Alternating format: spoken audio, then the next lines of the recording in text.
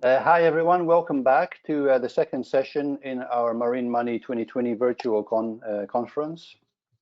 We are not in the Hilton Hotel, as you can imagine. We're in our homes and offices in various parts of the world, but it's great to have you with us, and we appreciate the connectivity that we have. Our second session is entitled Fresh Capital in Greek Shipping.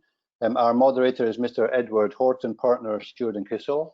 And Ed is in New York. Tasos is also in the US, so a very early morning starts for them. So thank you very much for that. And we also have Haris Kosmatos of TEN, Evangelos Chatzis of Danaos, Christos Begleris of Starbulk, and Tasos, of course, from Euroseas. Just before beginning, one or two ground rules.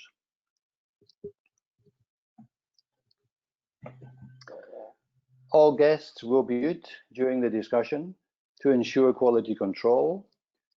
During the discussion, you can send in questions in the box shown on your screen. These questions will come to me, and just for the last 5 or 10 minutes of the discussion, I will then feed some of those questions to the panel. To collapse the menu bar, you just use the red button at the top.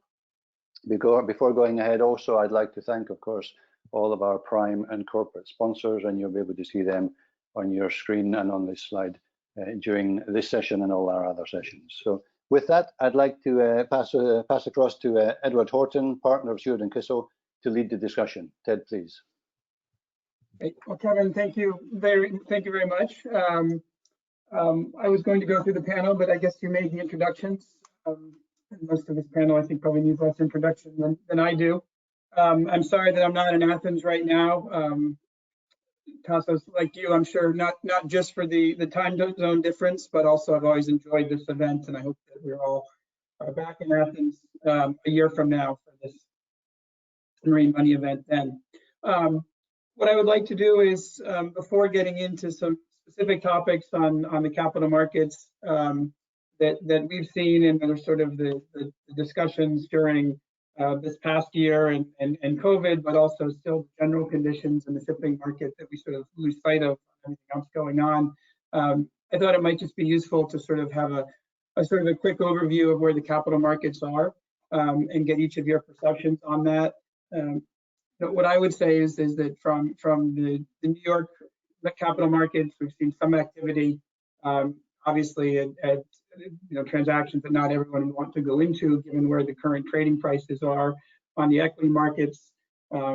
We've seen some activity on the bond markets, particularly recently in Oslo. But maybe just from the panel's perspective, if you would just sort of give your view of where the capital markets are, if there are any opportunities in the capital markets that you see at the current time, and I would open that up both on the equity and on the debt side. Usually I would start to the left of where the podium is, but in this environment that doesn't really work. Evangelos, maybe I'll just start with you. I was just reading that from a stock price perspective, I think you were the headline in TradeWinds this morning about the stock run up, although we're starting from relative terms, so it's not that much, but maybe your views on sort of where you see the market today. Yeah, good morning, everyone, and thank you for giving us the opportunity on this panel. It's true that capital markets are challenging for shipping companies at this point.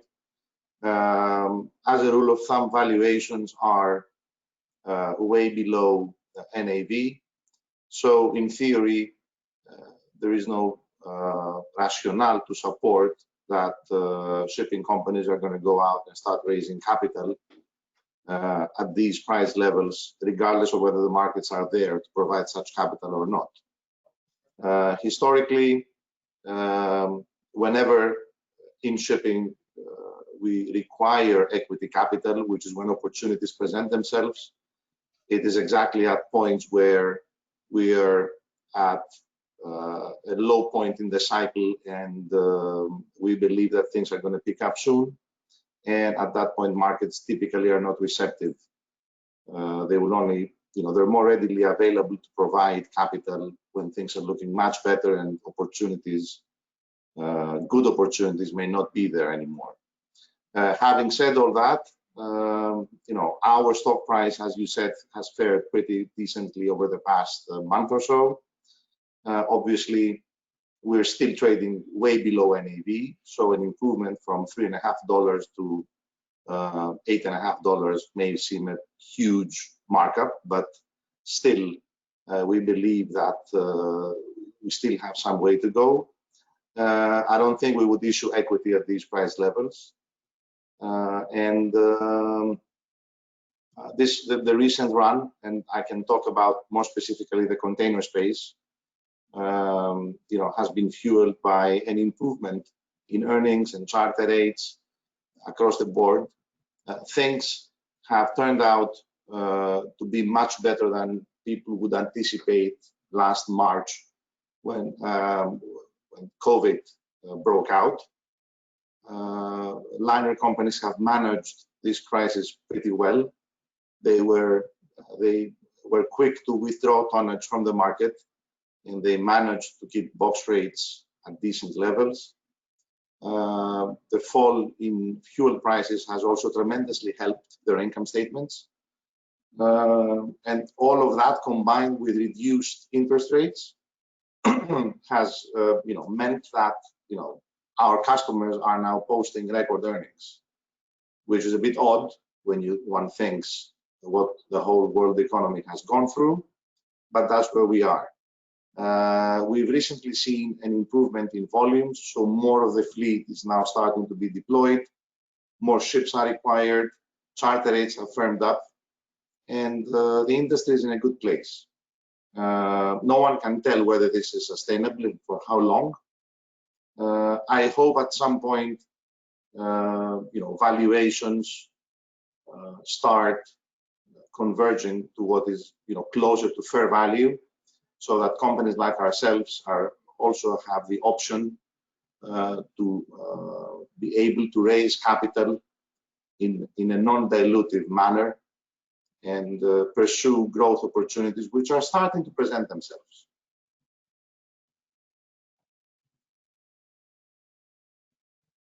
Anyone else want to sort of share their views on this? Or if I can add a couple of words to what Evangelos mentioned. Indeed, the capital markets is challenging, to put it mildly. Valuations are below NAV. However, for small capitalizations, there could be instances where there are run-ups in the stock price. It has happened for some of the companies with smaller capitalizations. It happened on EuroDry, one of the two companies that I represent, in early August, and for a short period of time, prices went even above NAV. Had someone been ready to capitalize on that, he could raise, or the company could raise funds at satisfactory levels. The same thing happened for Euroseas earlier in the year. So while there is generally shipping is not appreciated by the capital markets and trades below net asset values, for certain smaller cap companies, there could be some instances where satisfactory levels could be seen. You have to be ready to capitalize on those. Yeah, and if I may add on that, it was very interesting what happened at EuroDry. I don't know if, Tasos, you have been able to pinpoint what exactly happened, and suddenly the stock went through the roof. Unfortunately, no such luck in bigger capitalizations, companies like Starbulk. We have done our best and we have worked hard in order to be in a position not to need to raise equity or bonds for that matter from the public equity markets, because our share price is trading at large discounts to NAV, and we believe that we have better days to see, which should lift NAVs, and with that hopefully also the share prices. So this year, despite COVID, we have worked hard in order to raise money through refinancing senior debt, in order to shore up our balance sheet rather than go out to the public markets. Although we get calls sort of on a weekly basis. Now there's demand from new investors for both equity as well as bonds. however, not willing to go out and raise capital at these prices. And if I may add, I totally agree with my co-panelists. We are in a very perhaps familiar but also strange situation. At least us in tankers who have gone through one of our best periods in recent memory. Q1 and Q2 have been quarters that enables to show record earnings, and all we got was a huge drop in the share price, only because there is no investor interest out there in what is an otherwise very healthy capital markets environment in the US. Now, obviously, the shipping sector is not the flavor of the month or the last few months, if you like. Unfortunately, the sector is dominated by day traders. These are investors that, just by the nature of their activity, they are not long-term participants in the story, as were the institutional investors that used to dominate the sector a few years ago. So we really need to get those investors back. We really need to get, the big, I'm not going to name names, but the big investment houses, from across the states, Boston, New York, coming back. There are great opportunities across the board in tankers, today in dry bulk. We're seeing a recent rally in container stocks. So there are great opportunities and great investments to be made. Shipping companies cannot trade as day shares. There is a story behind them. There is a trade. There is a history behind all the companies. We are servicing the world. You cannot trade such companies on a daily basis. You need to invest for the longer term. You don't need to be there for like 5 or 10 years, but you need to be longer than a week. And this is once we see this new normal, if you like, coming back, then all of us will be susceptible to the wild gyrations of the shipping stocks that we have seen. So in ending, I would think that, or I would like to see values normalizing. All of us are trading our huge discounts to NAV. We don't really need to go to NAV. I mean, today we are, as a company, we're trading at probably, I would say, 30 cents to the dollar.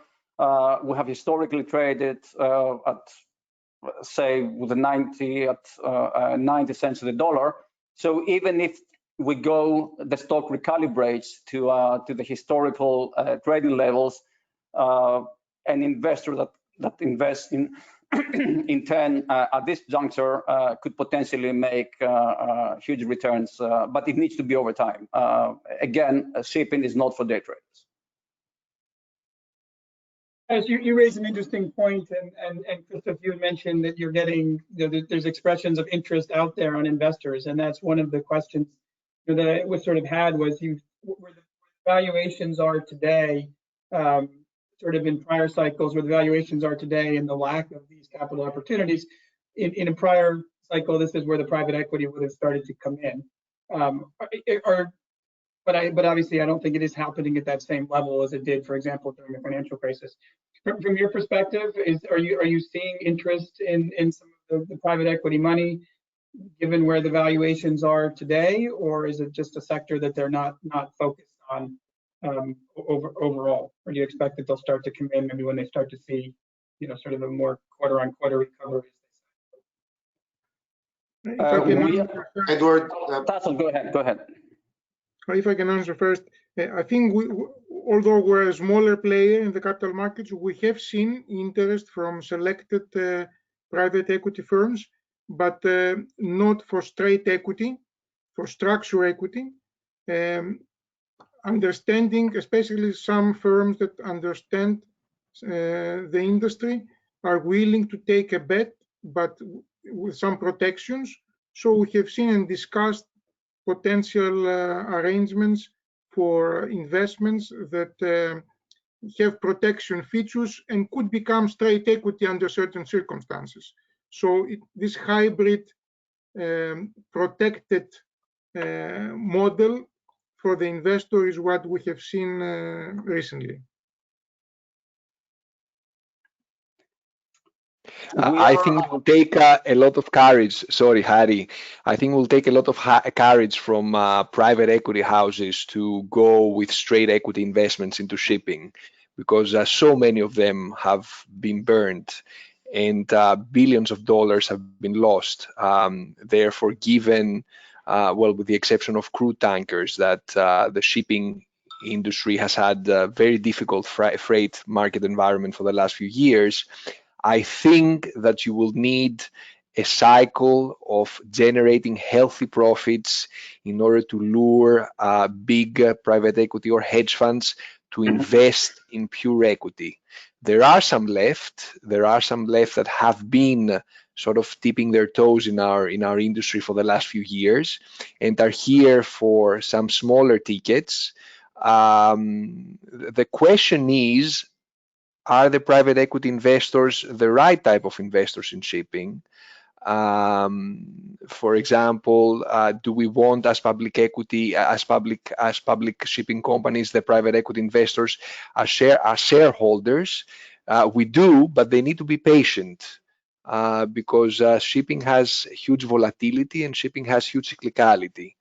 Therefore, as long as the private equity investors have the relevant investment horizons, then they are suitable for investing in our industry. But as Harry mentioned before, ideally we would have liked to see more of the bigger institutional investors investing in our industry. I was very glad to read that Fidelity increased its investment in Euronav.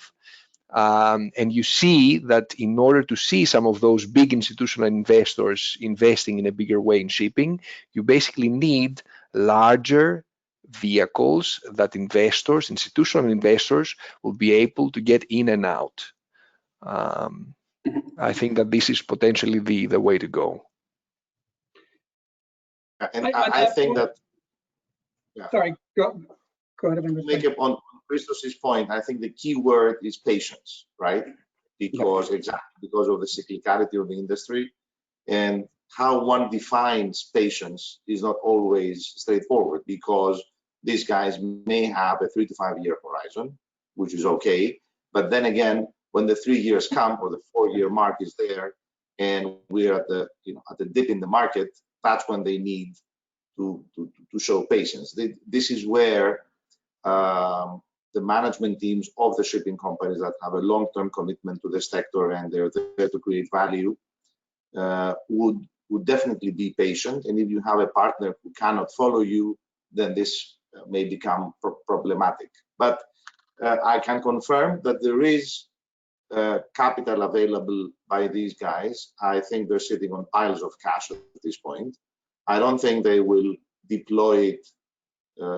They would want to deploy it for it to be senior to common in whatever way or form. Maybe it's the hybrids that Tasos described, or straight preferreds or unsecured capital that may be convertible and these sorts of things.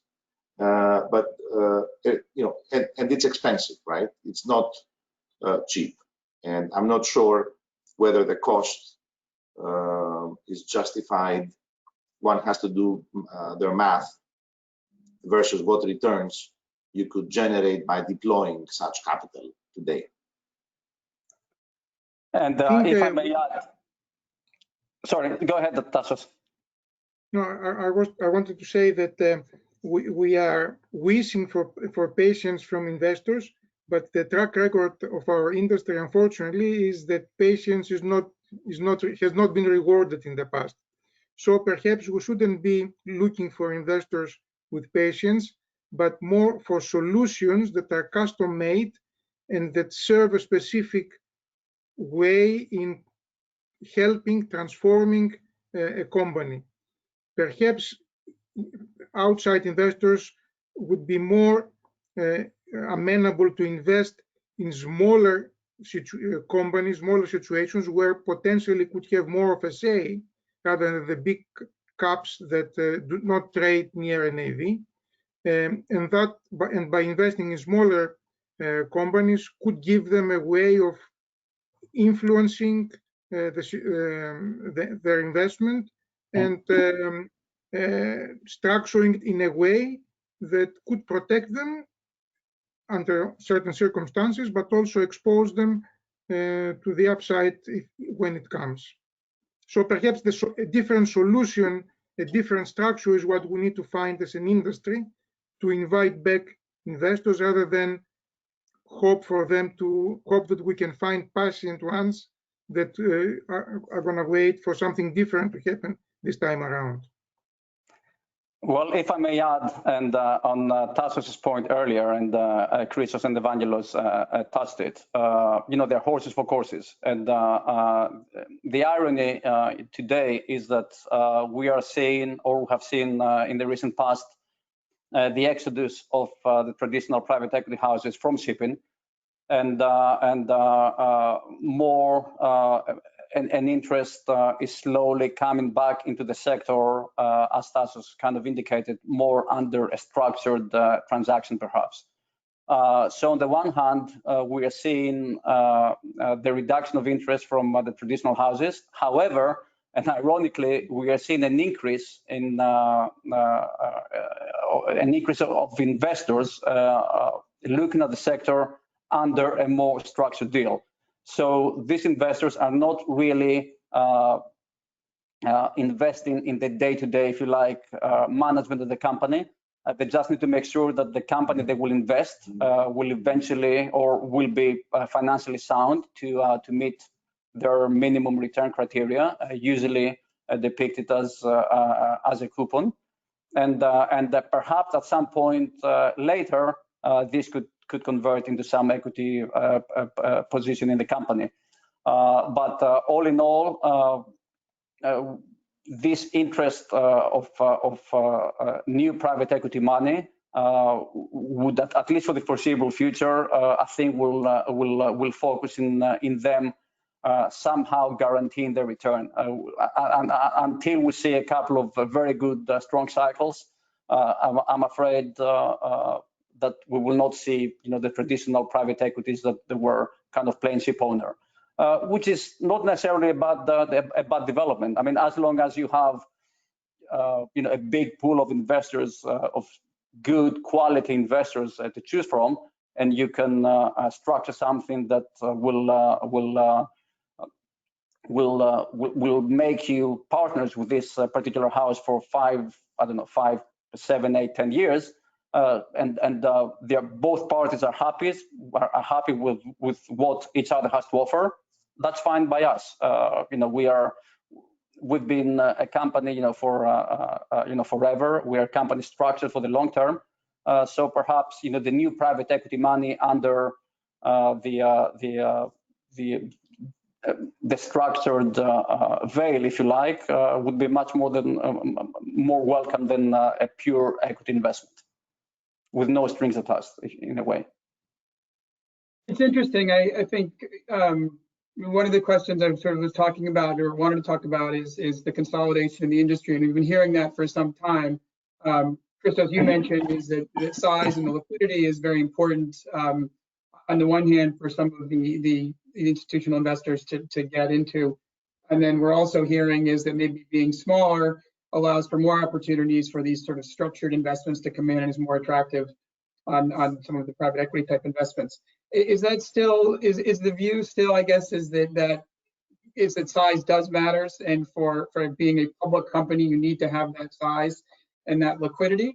And I guess maybe Tasos, just starting with you, from looking at this from some of maybe the smaller cap size, are the benefits of being a public company, which have long been questioned as to whether for some of these very small companies, if they can't use sort of equity as currency, is that one of the advantages to being a public company, and does it warrant the cost of being a public company? But it sounds like from what you're saying is that being smaller, having more opportunities for the structure may be actually an advantage. I think given that the stock trade below what ship owners like to think it's the right valuation, their NAV, across the board, whether you are small or big, you cannot use your stock as a currency unless you are willing to take the discount. So in that sense, the size becomes less relevant, although unquestionably having a decent sized market cap makes you a an acceptable alternative for investors. I think really the question is the size of the market cap vis-a-vis the size of your position. If you have a small position, a smaller market cap might be able to help you get out. While if you own a big part of the company, however big is the market cap, you would have difficulties exiting your position if you want to exit. Liquidity is the real issue. I think all shipping companies, small or big, trade at a very small fraction of their floats compared to other companies in the stock market.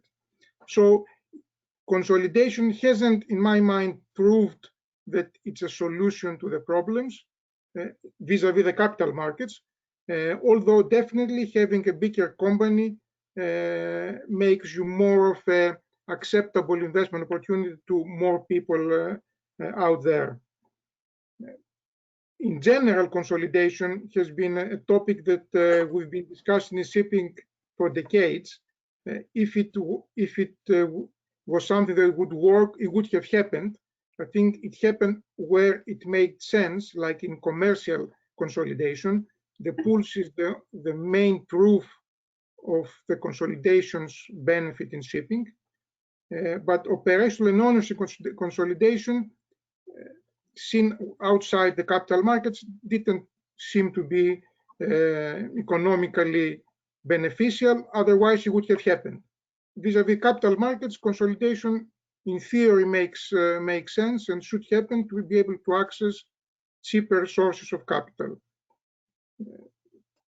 Whenever it makes sense, it does happen, but it hasn't solved the problem of the industry, which is to make it a regular industry for people to come in and come out with decent sized positions.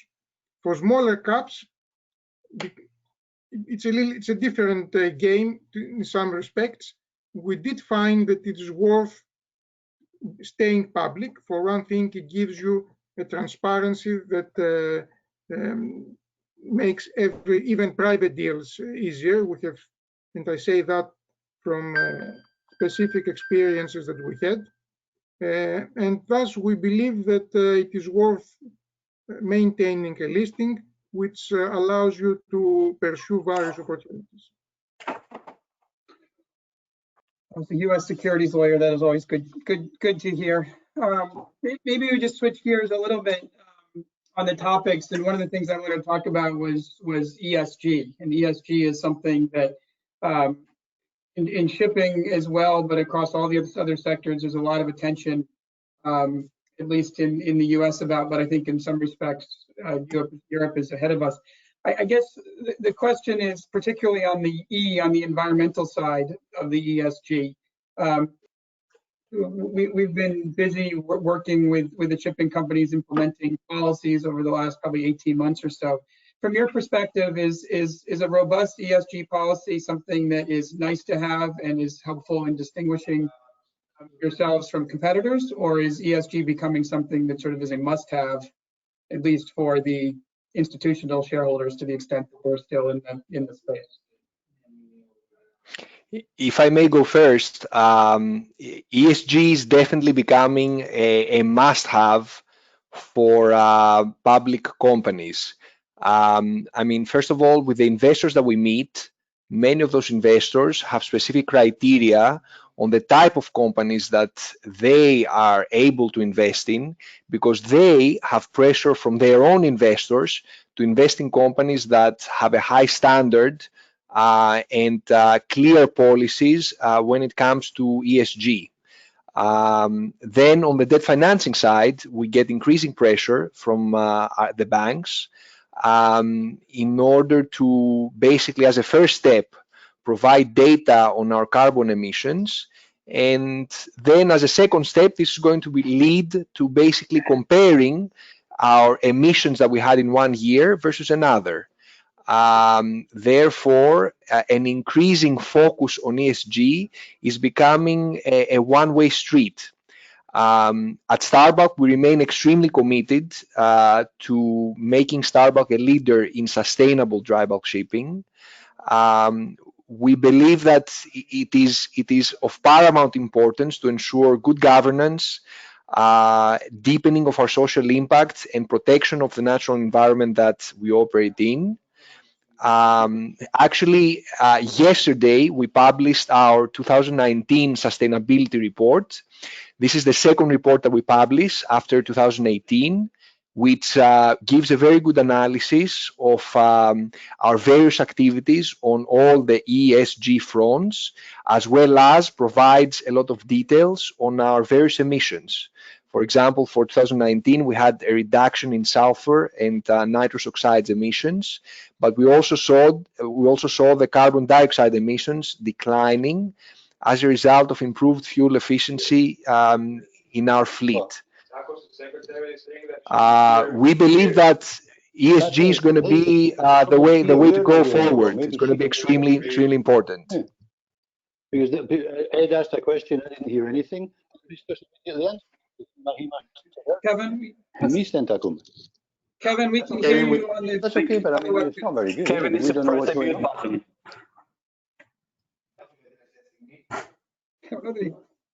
And if I may add to what Christos said. Hey, Andy? Now I can't hear anything.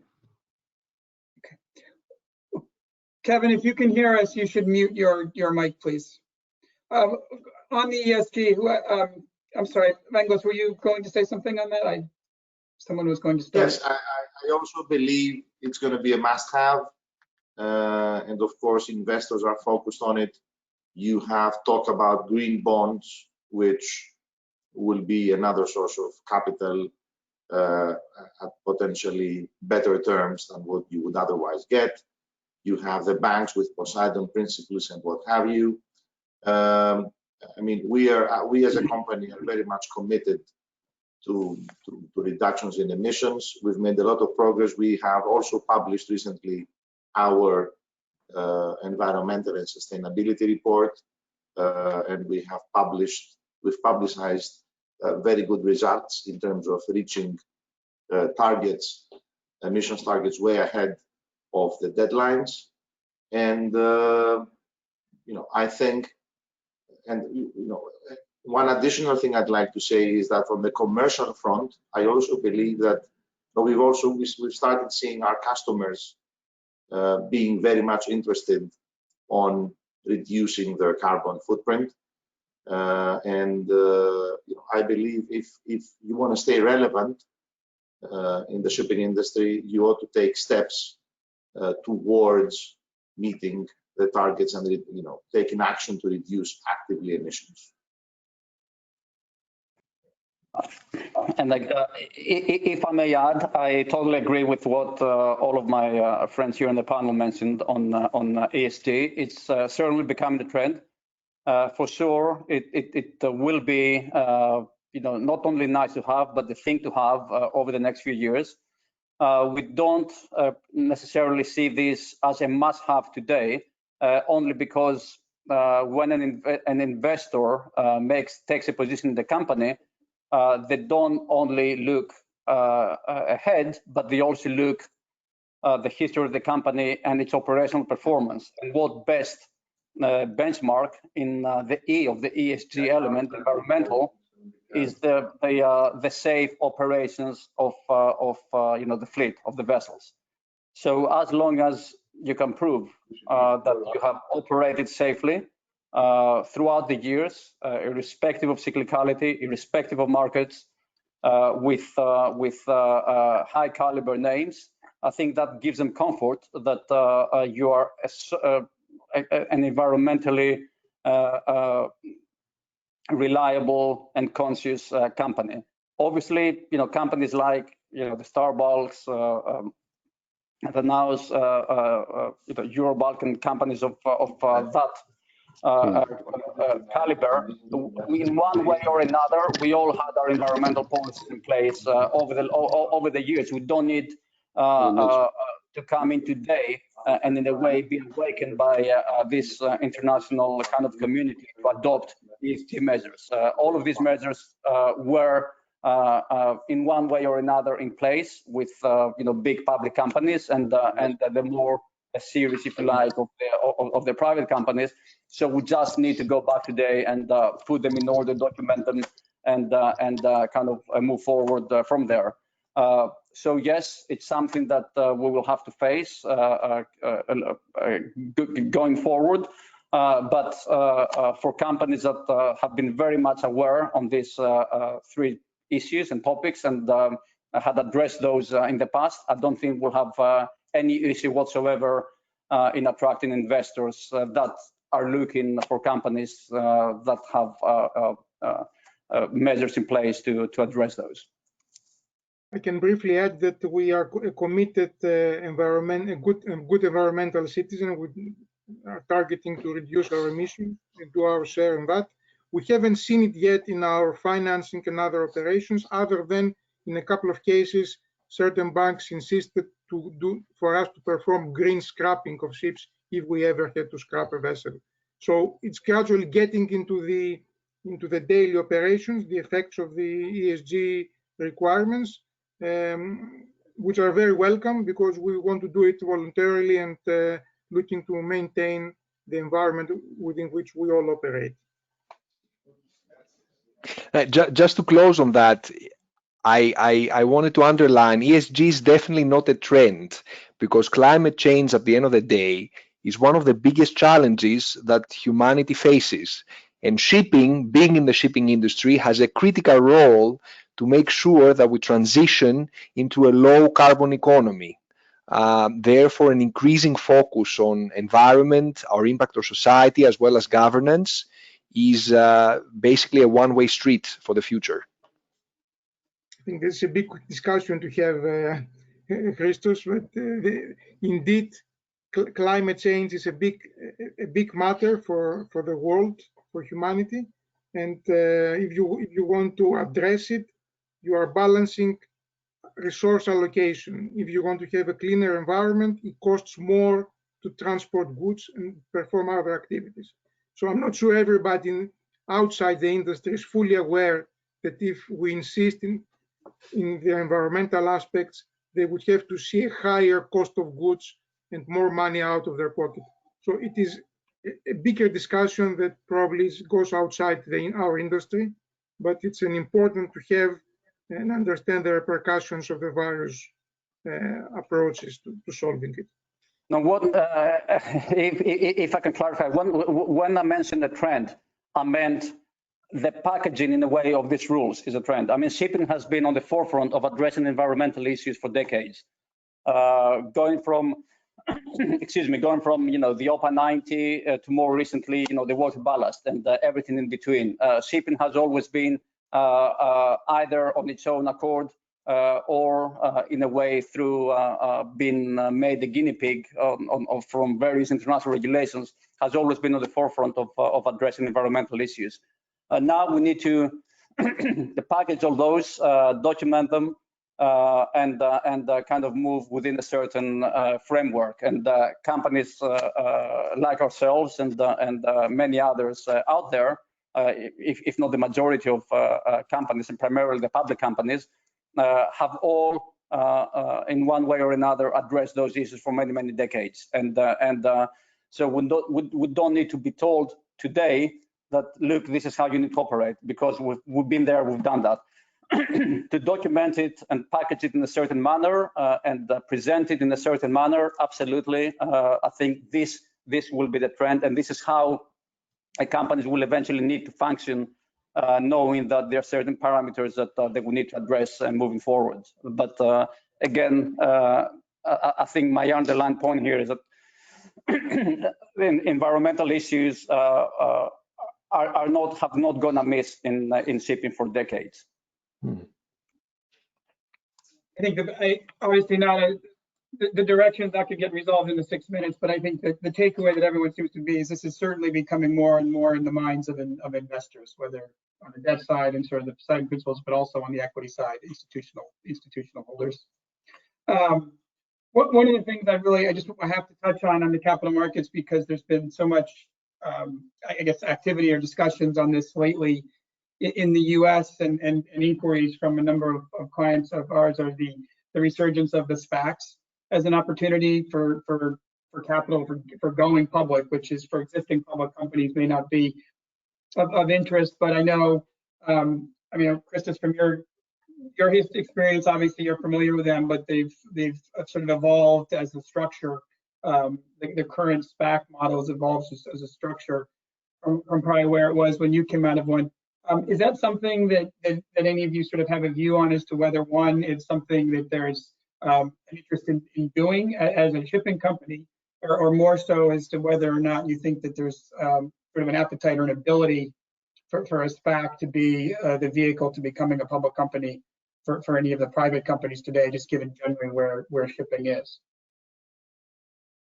Yeah, I'm sure all of us at various times in our careers have dealt, either evaluated a SPAC possibility. I think shipping is a difficult industry to apply or to use a SPAC. It's an industry where if you want to buy assets, and if you have to buy assets at NAV and include the sponsors premium and sort of have them approved, have the deal approved again at NAV, it is very difficult to find such a deal in shipping. It could be interesting if you are able to buy the assets below NAV, perhaps through the structuring of bank portfolios. Then you could potentially structure a deal that could work for everybody involved. I can name a couple of SPACs that work in shipping, and several that simply folded. So it's an interesting idea. There are some circumstances, especially some banks try to exit, that could provide an area that one could use SPACs, but generally I think it's a difficult instrument to use in shipping. I couldn't agree more with Tasos. I mean, effectively, it takes a small miracle for investors to accept the de-SPACing and proceeding effectively with a public listing. I mean, if you see the history of Starbulk, the reason why the vehicle de-SPACed is because back in 2006, there was a seller that was willing to commit the vessels for a prolonged period of time, and valuations were going through the roof because of the overall sort of buoyancy of the markets and the huge demand for natural resources that we had from China.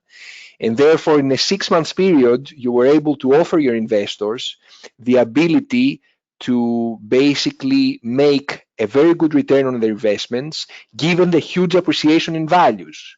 Now, unless, as Tasos mentioned, you find something that is trading well below NAV and well below the discounts of the already existing public companies that are trading to NAV, and you're not able to show to those investors how you will get this value uplift at de-SPACing, it's basically very difficult to de-SPAC.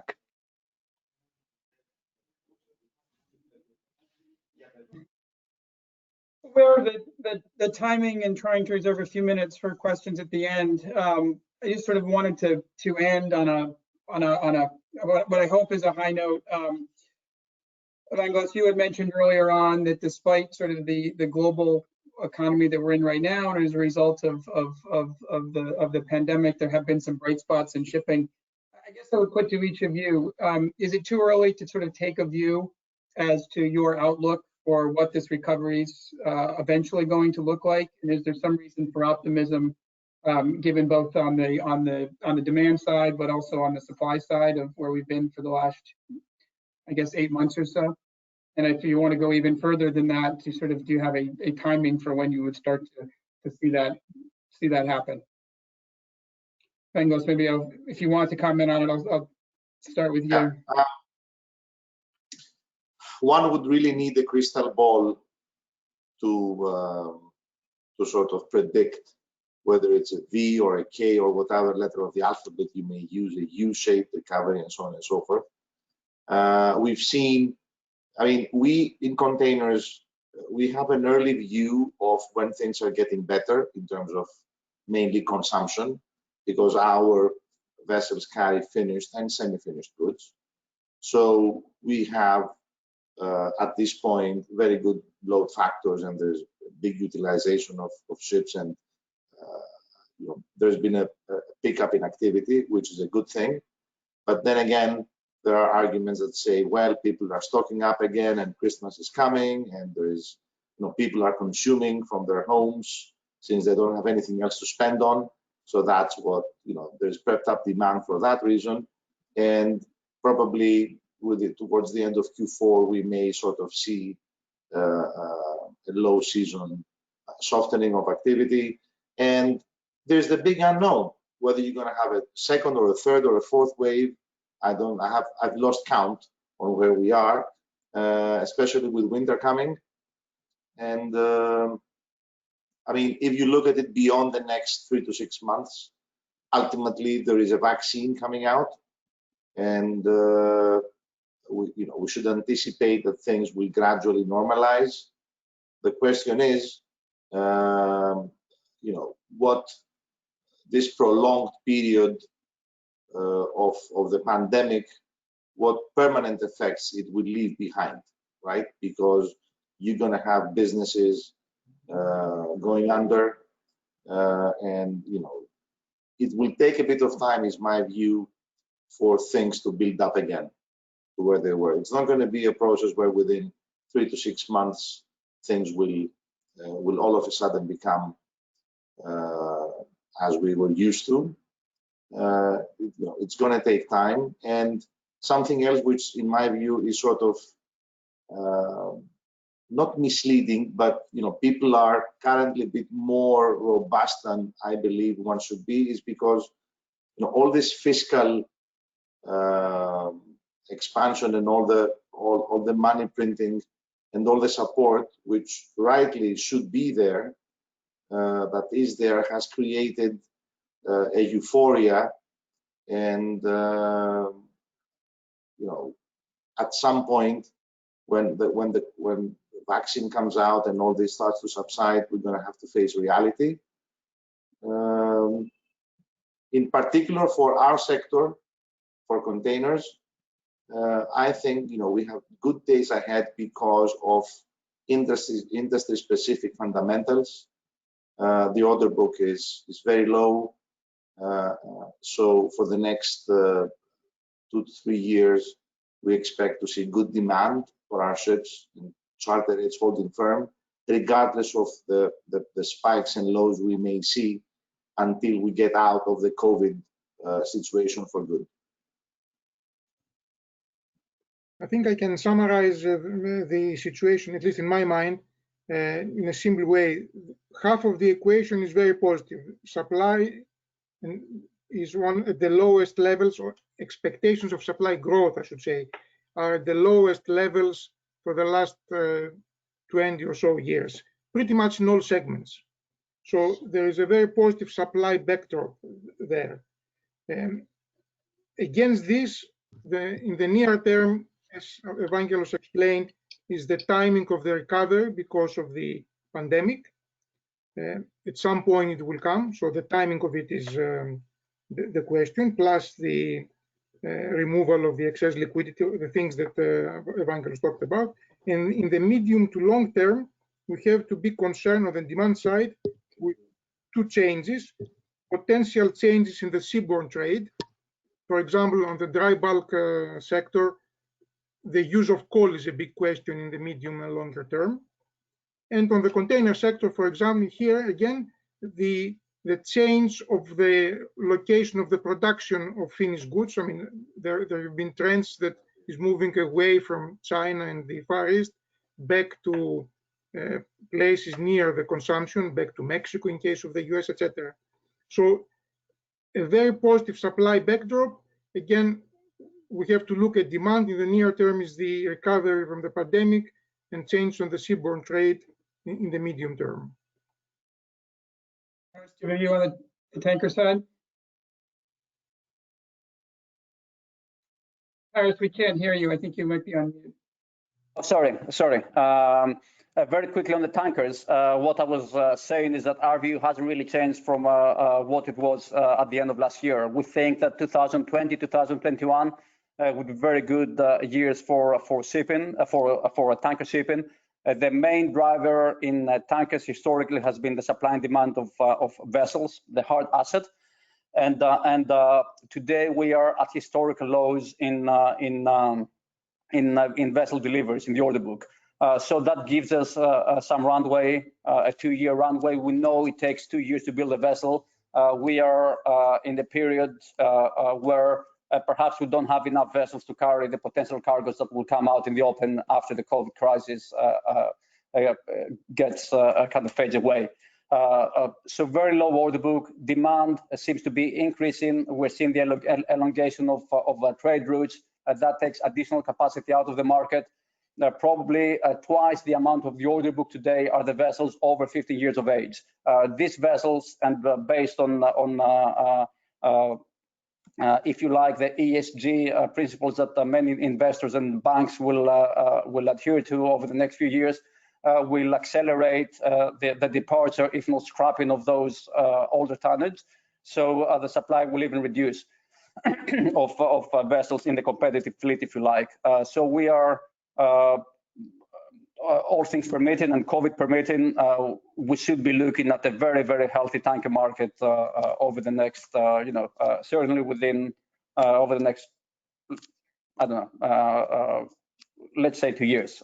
We're very confident on that, and we're building the company to take advantage of that upcycle that we see coming, certainly in the fourth quarter, and hopefully far beyond that.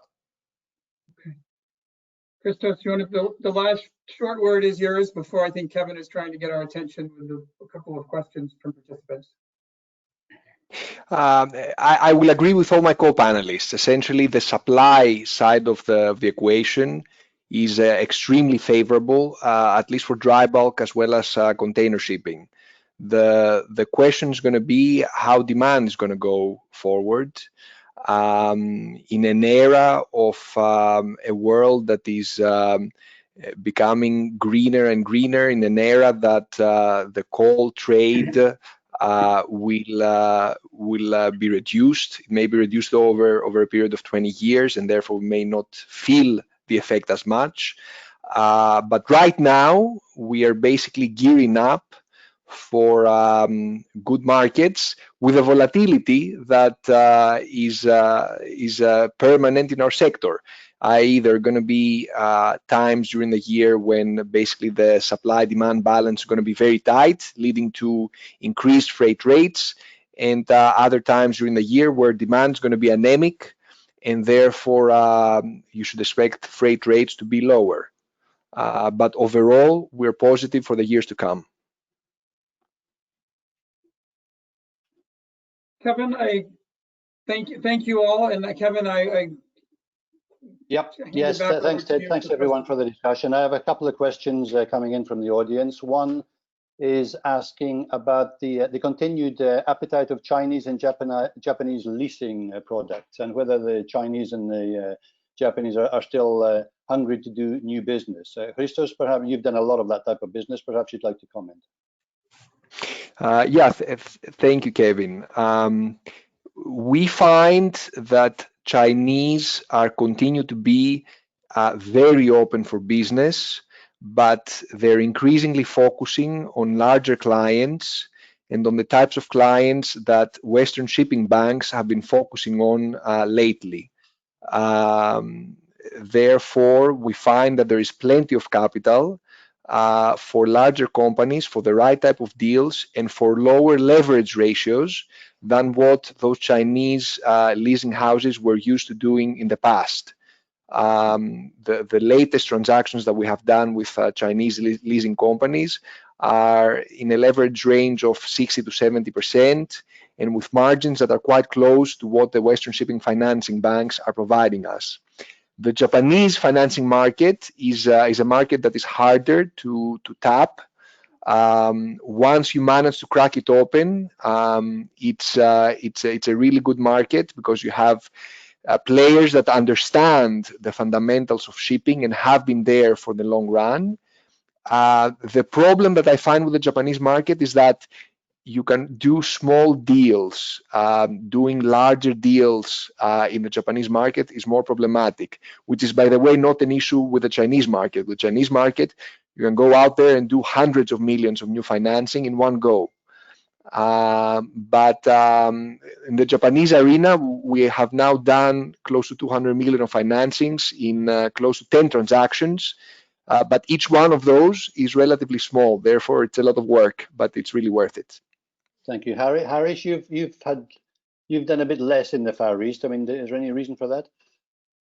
Primarily on Christos' point, I mean, we have looked and explored the possibilities of raising some capital through the Chinese, but primarily through the Chinese leasing houses. However, we found that for what effectively is a debt product, we can find more competitive rates and leverage levels from the plain vanilla banking market.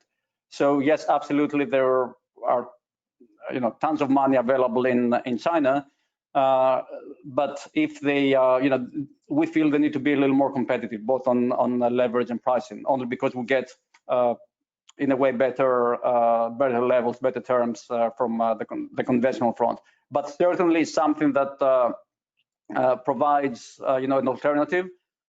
We are very supportive in those houses staying and expanding their activities in the shipping industry, but they really need to perhaps widen their scope, both in terms of clientele, not to go to substandard kind of levels, but there are a plethora of companies that could potentially use that kind of capital, and perhaps widen the vessel categories that they're looking and the age profile. So they need to be a little more flexible. Okay, thank you. Another question.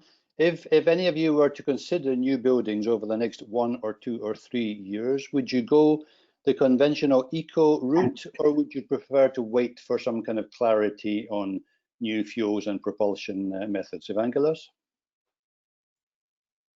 Well, we did talk about the environmental angle that is becoming a must. As far as we're concerned, it is, our business model does not include speculative ordering.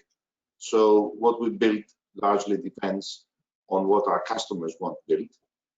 And there hasn't been any material ordering for a couple of years now in the container space, partly because of the environmental angle, and people are sort of on the sidelines trying to figure out what technology ships they're going to build, because obviously you don't want to build a ship that 5 or 10 years down the road is redundant because things have materially changed. So at this point, the only alternative that one has to the traditional ship designs is to have the LNG propulsion included, which results in a much more expensive asset. We haven't seen material ordering on that front. So still the industry, I guess, with COVID and all, with COVID and the pandemic and all that, the whole environmental issue has become, is second in order, right? Because we now have to deal with an emergency. And as soon as this emergency is dealt with and there is more clarity on what lies ahead of us and people start planning, including new buildings, we will then have to see what technologies are available, and we will follow the lead of our clients. Okay, thank you. And just a final question, and just again for all of you, and perhaps you could just be 30 or 40 seconds each. I mean, you mentioned earlier on patience. I mean, patience is something that you all ask of your investors, but you also all have to be patient, because these sort of poor market conditions tend to last a long time, and you all have to sort of work your way through them. So the question is, how do you sort of how do you sort of pass the message across to your investors that you have to be patient when you yourselves are perhaps impatient in order to get through into a better market somehow or other? Tasos? I don't think we're impatient. We have been managing with very difficult markets for the last 10 years, and we have been trying to find ways to keep going. I think we can be very patient. We simply have to ensure that we survive and manage our cash flow and liquidity.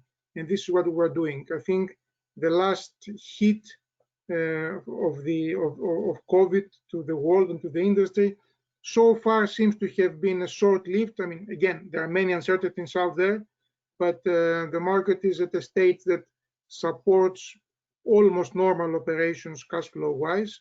But we have to see whether this is a temporary rebound or whether it's sustainable. I think we are patient. We have been dealing with a difficult situation, as I said, for almost a decade now. Okay, thank you. Harris, are you patient as well?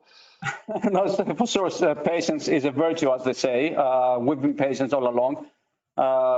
We are trying to do on a daily basis what we know best, and this is how to operate safely, vessels from A to B, and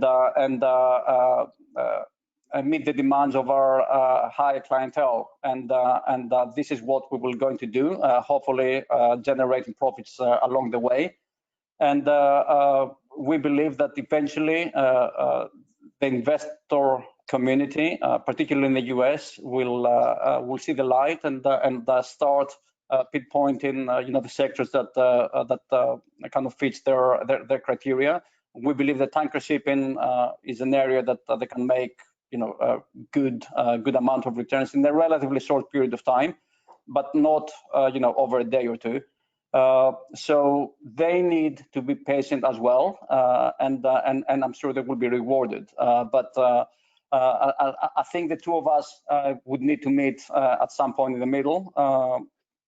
But the fundamentals are there to support our story and to make the investment community comfortable that this story is here for the taking, and it has substance. It's not just thin air. I mean, the fundamentals are there. We know, the dynamics are there, and we're seeing that. They just need to grasp the opportunity. So less day traders, to the extent possible, less algo trading, and bring back the big institutionals. Okay, thank you. Evangelos, I mean, a different angle on that same question. I mean, you've had a good bull run on your share price over this last 6 months or so. Has your investor base changed? Have some people sort of taken profits, other people stepped in? Well, I mean, we did issue equity back in 2019 at $6, and which we believe was a very good deal for new investors coming in. With the stock price where it is, I wouldn't be surprised if someone has sold their position. Being patient, I mean, for us, the management teams of the public companies, we're in it for the long haul, right? I don't think we have an option to not be patient, right? But as far as investors are concerned, being patient, in my mind, translates to people coming in and understanding the cyclicality of the industry, understanding that there are ups and downs, and that at some point, their investment will be rewarded. But they have to pick a management team that they believe will deliver value, and stick with this management team, and ultimately, being able to exit at a good point in time. Maybe how our share price has performed is a good example of people being patient. We issued equity at $6 end of 2019. Stock tumbled down to 2.5 for no particular reason, probably COVID-related concerns and all that around world trade. And now it has gone up to more reasonable levels, although we're still trading well below NAV. So patience is a virtue, and patience ultimately, I think, will be rewarded. Okay, thank you. And Christos, last word to you. I mean, again, a slightly different angle. I mean, I suppose all investors must have patience and all have new expectations. I mean, by definition, if somebody buys at 5, if someone buys at 5 and sells at 10, they're happy, but they can only sell at 10 because somebody is buying at 10 and expecting it to go 15, I guess. So this whole thing about patience and expectation is an ongoing thing, isn't it? It is, and Kevin, I'm not sure I would fully support the word patience. I like more the word flexibility. I mean, at the end of the day, investors should be flexible enough to stay with their investment and not be forced to exit at a time that the industry is going through a down cycle. At the same time, ourselves, the companies, should make sure that we create the conditions in order not to have to dilute our existing investors by raising new capital at a low point of the cycle. And this means having solid balance sheets and being careful with leverage. Therefore, both sides need to be flexible and create optionality, because at the end of the day, flexibility and optionality is potentially going to lead to increased returns.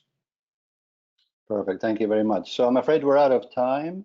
So I'd like to thank Ted Harris, Tasos, Evangelos, and Christos for that discussion on fresh capital in Greek shipping. Thank you to all of you who are listening in. Our next session is at 1 o'clock Greek time in almost 1 hour from now. It's entitled Finance in a Time of COVID and Uncertainty. Until then, thank you very much. Goodbye. Marine Money. Thank you. Goodbye. Thank you.